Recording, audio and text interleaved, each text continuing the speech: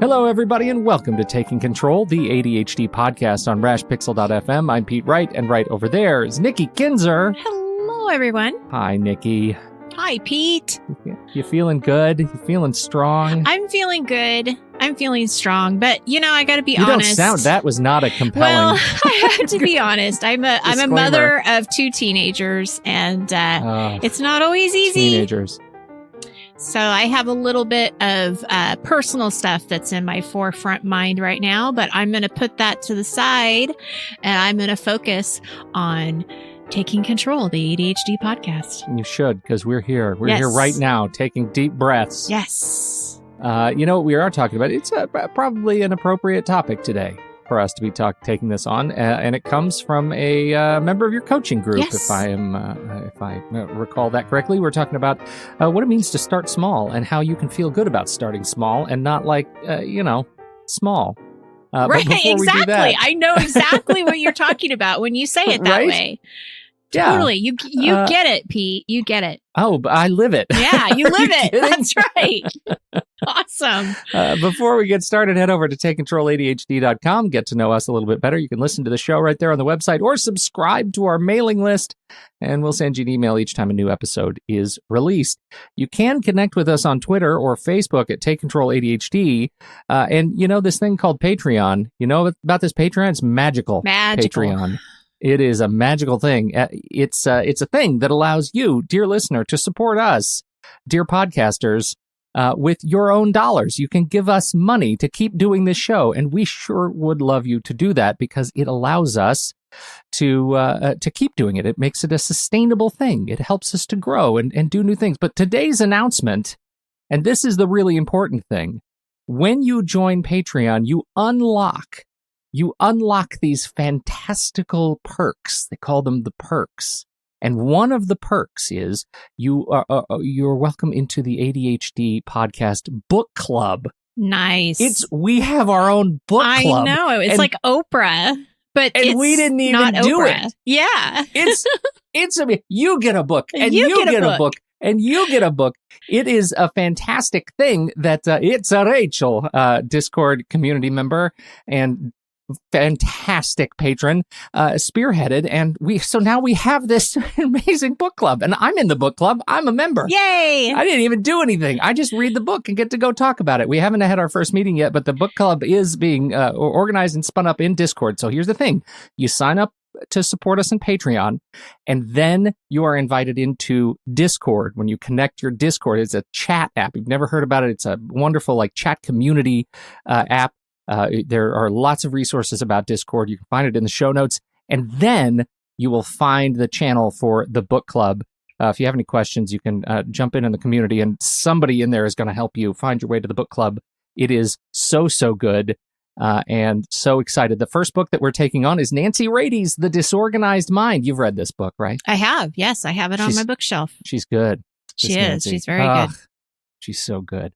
So we're very excited. Again, your support helps us keep trucking along here. It means the world to us, and it unlocks one of many perks that you get, access mostly to this group of amazing people who are living with ADHD and learning together.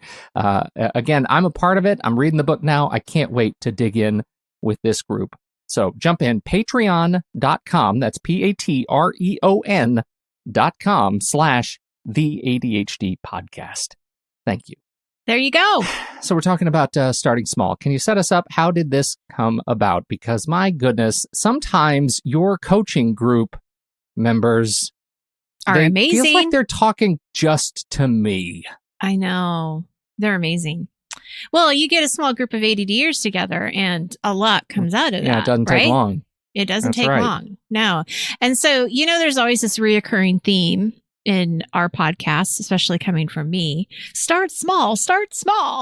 Right? I mean, it's always sort of what I say. But then this question came to me of, well, how does one person, or how does one begin to feel comfortable with starting small and being okay with lowering your expectations? And this came from a group member. And, how do you feel comfortable? Logically, it makes sense. It's like, yeah, I should start small and not necessarily go big. But and it's not uncommon advice, not just from me, but from anyone, anyone is going to tell you to break it down to small pieces and work at one thing at a time. But when we say that, it makes logical sense, but somehow it also feels negative. Oh, yeah. Yeah, it makes you feel like 2 inches tall. Because starting small, the implication of, you should start small means you are incapable of anything more than the absolute minimum. Right. That's what I hear. Yes. Like, I'm going to start small. It's not good enough. Exactly. Because I am judging my contribution to this thing, whatever it is that I'm doing, by the amount that I'm able to do and not the fact that I'm able to do it. Right. Does that make sense? It totally makes sense. Because what you're saying, at least what I'm hearing, is that you want to go big, but that doesn't always work.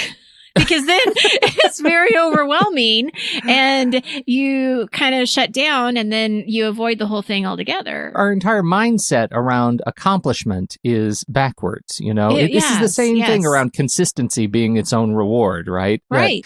That it's not just the fact that I can't handle all of the things that are being thrown at me. I can't handle because I'm not, neurotypical. But I would argue that even those who are, quote, neurotypical often can't handle all the crap that's being thrown at them. We all have to handle this stuff differently.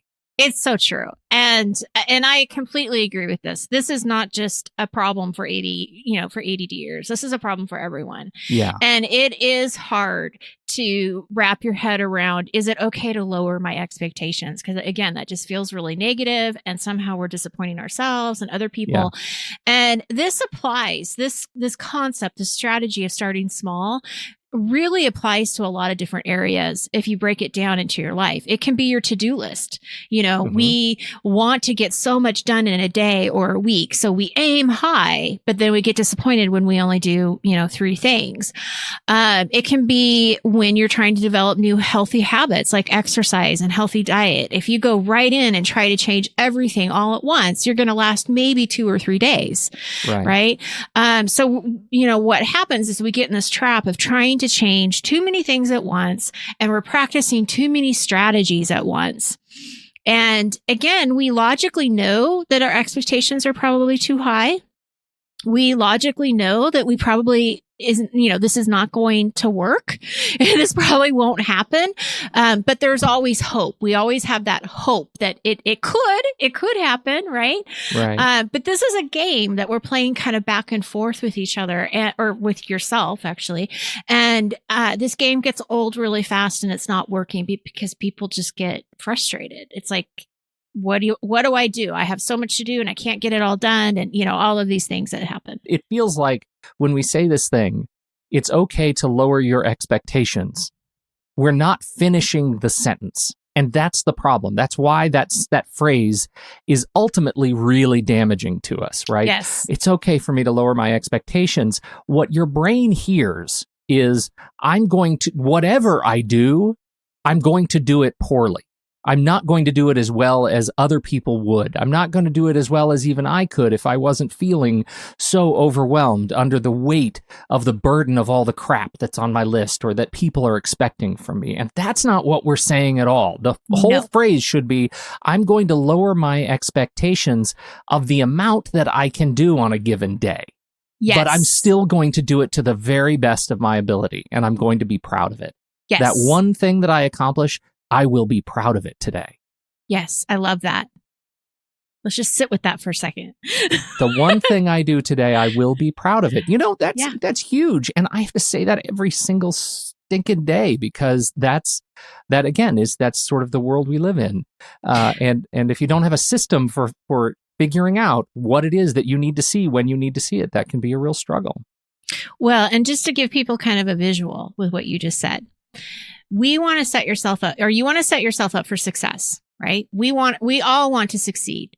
Small successes build up to big successes, right? So you don't get to the top of the staircase in one giant leap. You have to get there one step at a time, and every step matters. And that's the positive spin that we're putting on this. And it's an important positive spin because that is how you get to the top is, everything matters. Starting small, each step, whatever, however you want to look at it. Something that we mentioned earlier is that when we get overwhelmed, ADDers tend to shut down. They go into avoidance mode. So when you start small, when you do these little things that you're practicing, right, and building up to, then you're getting started. And that's one of the biggest, roadblocks to crush is to get started. And you've crushed it because you have gotten, you've taken that next step. And so that's just another benefit of this. Now, Pete Wright, I have in my notes here that you want to talk about GTD, but you're not really sure if this is the right place for it. So what do you think? Yes, you did. What is it about GTD that you want to add to this? And GTD, just for folks that may not be familiar with it, is Getting Things Done by David Allen. Trademark David Allen Co. Yes. Used without permission, but with great grace. Yeah. This is it is for many people a fantastic tool or tool set, I should say. It's a fantastic methodology for allowing you to manage all of the complexity of life. But for ADDers, it often leads to many rat holes and hyperfocus and, focusing on the system and not the actual work and all the stuff we've talked about in the past. I still have a lot of love for it. I spent a lot of years working in GTD. I'm not quite the advocate that I once was, but there are things in GTD that are super important. And one of them is, I mentioned the idea of having this system that shows you what you need to do when you need to do it. One of the benefits of going into a bit of a hyper-focus mode in GTD, right, that getting all of your stuff in there and doing it the way, David Allen says you need to do it, so that your tickler files are working the way they're working, so that when you get to any given day, you're able to, in his case, it was all files and folders. You open the day's folder and you see exactly what you need to do. I'm biting my lip here. I know, but stand by. But you don't see all the other stuff, right? You don't see all of the other stuff that is out there. That's really the problem with so many systems of brain dumps of all these things, that when you see your initial brain dump, oh my God, there's just so much stuff on that list. I'm going so easily into overwhelm mode. A brain dump can be such an easy trigger. Mm-hmm. One of the benefits of GTD is that there is this outcome where you could get to a point where all you see is the stuff that is most important for you to do right at that very moment. And that's amazingly difficult to do. So I'm not advocating that everybody does it. But what I am thinking is there is a mindset around, and part of the muscle is building that mindset, that GTD mindset that says, how am I going to incorporate the things that are most important to my day right now and be able to let myself off the hook for all the things that aren't due today, that aren't important for me to do, to move down the field today?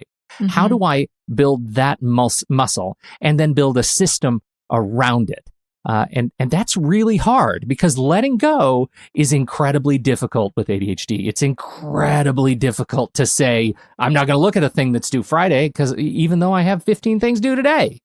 Oh my gosh, I have so much to say about this. So what you just said is an explanation of ADHD in the sense of everything has the same importance, right? So your ADHD is immediately getting in the way, because when you look at that big list, everything has the same importance. So it's hard to negotiate what is most important.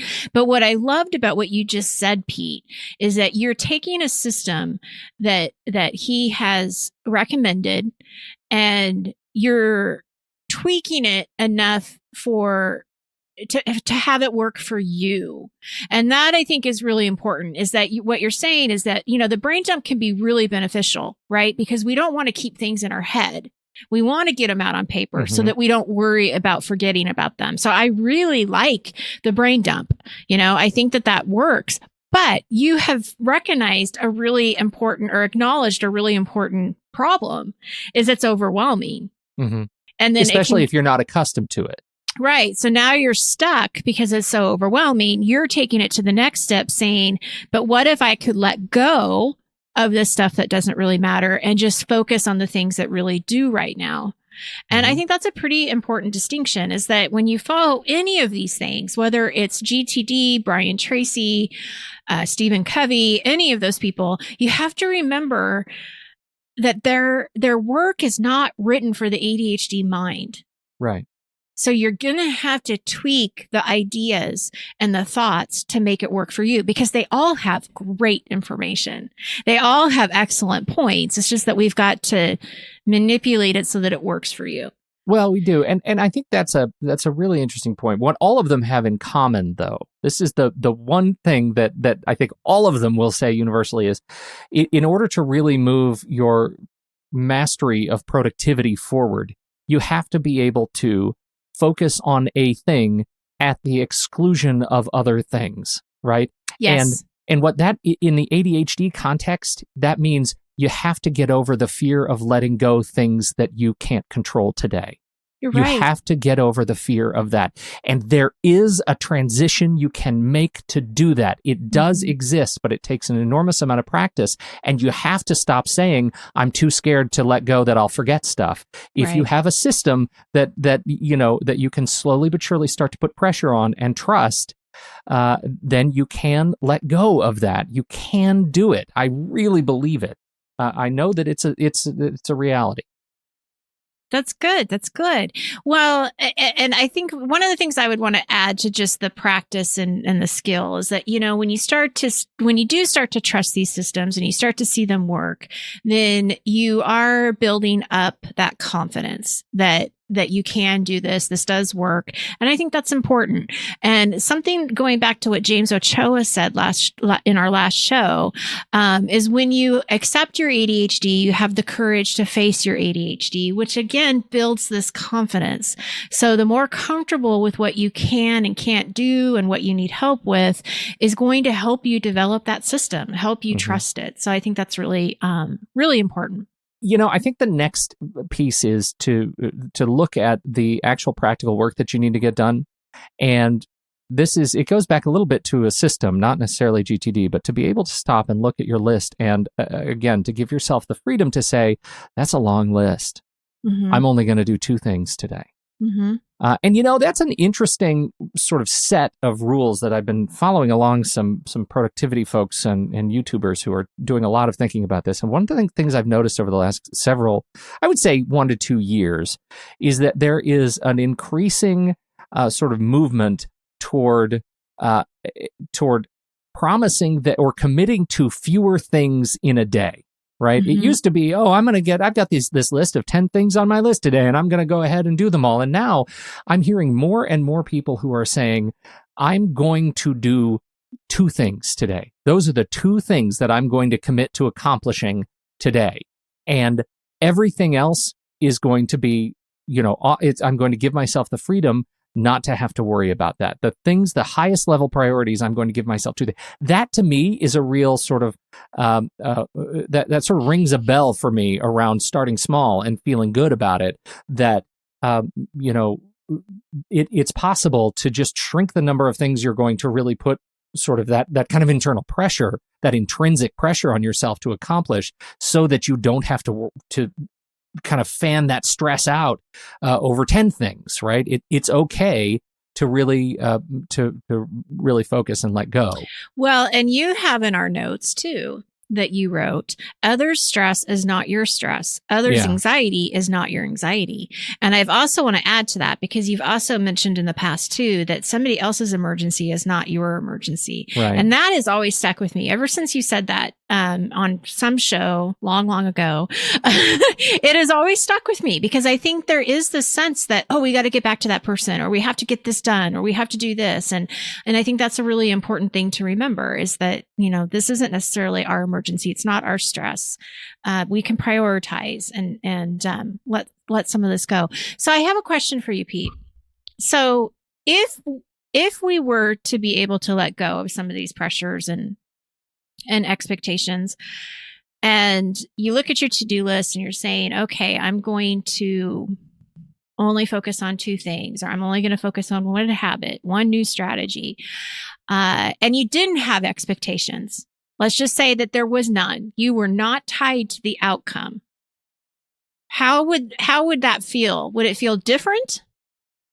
Well, it's funny you say that. I feel like I'm constantly relearning this and the benefits of it and the freedom that comes from being able to let go. When I get into the best swings that I experience where I am able to let go and I am able to say their emergency is not my emergency, then there is always, how do I put it? It's like there's a daily sense of wonder. Every day when I look at tomorrow's list, the things that I had scheduled for tomorrow that I had dutifully let go of today, the things that I'd let go of on Thursday that I dutifully let go of for the weekend that I'm going to take on Monday morning. And I open that Monday morning list, there is this sense of, wow, I am one, very glad that I had this in my system because I totally forgot about it. I was I've been there. And you know what? Forgot is the wrong word too, because that I think implies that there's a state of panic. There really isn't. It's a sense of sort of discovery that comes with the freedom of having not thought about it for 72 hours, right? And so I often find that, you know, if it's something I need to think about, I'll keep thinking about it. You know, the old noggin will keep ticking on this thing, but there are those other elements that it's like, God, you know, I can practice and I can let go of these one or two things that I don't think about, that I don't need to keep processing on. And in fact, I'll come back around. I'll come back around and I'll be able to trust them. And I have dates set and I know when I'm going to start thinking about this thing again. And so there's a sense of discovery and freedom that comes with that. So I don't know. Does that kind of answer your question? Well, it does when you say that it's discovery, because one of the things I was sort of getting at is that if you can let go of the outcome and replace that judgment about the outcome with more of a place of a mindset of curiosity, which is really what you're saying, it's more of a discovery, then it helps. I think it helps that stigma that this is a bad thing, that this is actually a really good thing. And we always talk about practice. We always talk about, you know, we need to practice these skills. Well, starting small, you have to practice too. And so encouraging our listeners to just come towards it with more of a place of curiosity than judgment and not be attached to the outcome. You didn't get 10 things done today. That's okay. You know what? You got 3 things done. And so now, as we've always talked about, then you move the things that you need to other days and you do that daily review. I mean, everything is connected, right? I mean, everything's connected. But that's really kind of the question I was asking. It's really hard to do this stuff. And I don't want to make it sound super easy. And there aren't very many systems out there that are really designed to help you kind of uncover this. But I do something came across my YouTube feeds this weekend, which is an interview with Ryder Carroll. And Ryder Carroll is the originator of the bullet journal. And interesting. And it was a really interesting interview because, you know, I've been through all the videos, setting up my own bullet journal, going through all of the systems and things, and I still have some fairly firm opinions about the bullet journal and specifically around ADHD. But what was really interesting about this conversation is that he said the reason he started using bullet journal, right, and coming up with this whole system and doing it the way he did it is because he lives with significant symptoms of ADHD himself. And so the bullet journal was in fact his answer to ADHD. And getting good at this and creating friction where there needed to be friction in his life. And that means, you know, repeating the tasks every day. You know, when you do when you make your list for the following day, you make your calendar, you do all that. Increasing that friction is part of the way that you process moving things forward. And the things that become like you just don't want to write them anymore. You're just like done writing them anymore. There's nobody counting on you. You wanted to do them. They're now, that means they're not important anymore. And you allow them to fall off your list. And I did like the way I really connected with that, right? The act of introducing that particular friction and allowing yourself to sort of to kind of self-clean based on your own level of importance and intensity that you apply to each item on your list. It kind of can decrease the overwhelm. So it was interesting. I might put it in the show notes and you can see what you think of it as you kind of, if you're interested in 10-minute interview with writer Carol. It's pretty good. I'm interested. I'll All right. watch it. So All put right. it in the show notes. Noted. All right. So the next thing I want to talk about is sort of on a coaching perspective, right? I love to coach. And I know that there's probably listeners out there that are certainly probably having a little bit of their own resistance to starting small. And so I just have a few questions, reflective questions for people to think about. One is I think it will help you if you can identify what's uncomfortable for you about starting small. And what is it that you're fearing? And so is it because you feel like you're letting yourself down? Is it because you're letting other people down? You know, all of these things. We want to really identify what is uncomfortable for you. And whatever your first answer is, don't accept that. I think that that's something that in the many years that I have been coaching that I've learned is that the first answer is usually not the correct answer. You've got to unlayer what is really there. And so this does take a little bit of time to kind of figure out what it is that's really making you feel uncomfortable about this. Right. And what are you protecting yourself from? Because there is probably something that you're protecting yourself from. So what is that? How is setting the high expectations serving you?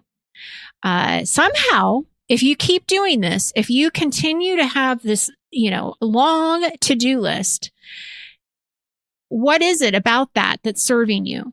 What does that do for you? Does it make you feel like you're more productive? Does it make you feel better? I don't know. So that's what we have to figure out is why do we keep doing this? Well, and I would just throw in, we are all our best martyrs. Right? Oh, of course. Like this is how we operate. When you have a really, really long list of things to do and you keep adding stuff to it, you're doing it because like there is a dopamine satisfaction in there that just tells you, oh my gosh, you're so busy, right? Look how hard things are, and it's kind of like the nature of the pity party, Right. And you're 12 years old again, and you just want to crawl under the bed, and there's something like that having a long list is somehow justifying feeling bad about it. And so you just want to go sit in the closet and cry. And sometimes that's what you need to do. That's okay. That's okay. Absolutely. To go do that. If that enables you to come back and look at the top thing on the list and fold the paper so that you can't see anything else on the list, but the first thing, and then do that thing. Right. Right. Because what we're talking about here is that we're talking about limiting beliefs. Right?